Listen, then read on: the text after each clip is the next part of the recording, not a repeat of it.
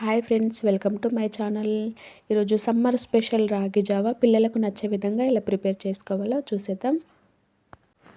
ముందుగా ఒక గిన్నెలోకి 2 గ్లాసుల వాటర్ని తీసుకున్నాను. ఈ వాటర్ స్టవ్ పైన పెట్టి మరిగించుకుందాము. వాటర్ మరిగేలోపు ఒక బౌల్లోకి 3 టీ స్పూన్ల రాగి పిండిని తీసుకున్నాను. ఇందులోకి కొంచెం వాటర్ పోసుకొని ఉండలు లేకుండా కలిపి పెట్టుకుందాము. మనం డైరెక్ట్గా రాగిపిండి వేయకూడదు. అలా వేసినట్లయితే మనకి రాగిపిండి వాటర్లో సరిగ్గా కలవదు. అలాగే వాటర్ వేడిగా ఉంటాయి కదా, తొందరగా ఉండలు కట్టిపోతుంది. సో ఫస్ట్ ఇలా కలిపి పెట్టుకొని తర్వాత వేసుకోవచ్చు.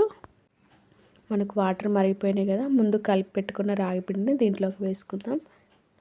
ఇది ఒకసారి మొత్తం కలిసేలాగా కలుపుకోవాలి. పిండిని ఇలా మధ్యలో కలుపుకున్నట్లయితే అడుగంటకుండా ఉంటుంది. ఇందులోకి బెల్లంని వేసుకొని మొత్తం కలిసేలాగా కలుపుకుందాం. ఇందులోకి కొంచెం ఇలాచీ పౌడర్ వేసుకొని ఒక 5 to 10 minutes ఉడికించుకుందాం.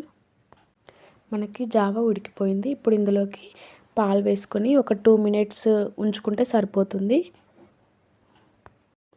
ఫైనల్గా మనకి రాగి జావా అయితే రెడీ అయిపోయింది. రాగి జావా ఒంటికి చలవ చేయడమే కాకుండా పిల్లలు డీహైడ్రేట్ అవ్వకుండా కాపాడుతుంది. సో తప్పకుండా ట్రై చేయండి. వీడియో నచ్చినట్లయితే లైక్ చేయండి. అలాగే మరిన్ని హెల్తీ రెసిపీస్ కోసం మన ఛానల్ని సబ్స్క్రైబ్ చేసుకోండి. Thank you for watching.